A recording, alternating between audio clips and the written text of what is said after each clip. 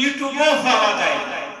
আবার দেখবেন কোন কওমি মাদ্রাসায় সামান্য কিছু হয়েছে তিল পরিমাণ, সেই বিষয়টাকে তার পরিমাণ বাড়াইয়া কিভাবে আলেমদের ক্ষতি করা যায়, কিভাবে মুসলিমকে ধ্বংস করা যায়, এই বিষয় নিয়ে এই কিছু অবৈধ সন্তান ইউটিউবার, আমি মনে করি এই বাংলাদেশের ভিতরে সবচেয়ে বড় মিথ্যাবাদী যদি কেউ থেকে থাকে বর্তমানে এই বাংলাদেশের ইউটিউবার।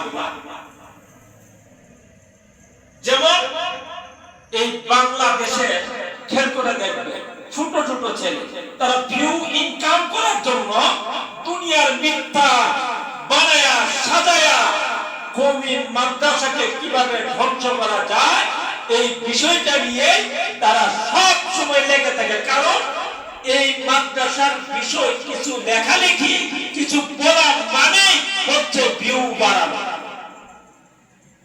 আমি মনে করি এই সব ইউটিউব যারা চালায় এবং মাদ্রাসার পিছনে যারা লেগে আছে,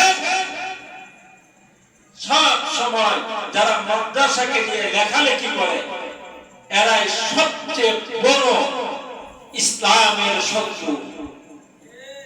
কারণ স্কুল, কলেজ, ভার্সিটি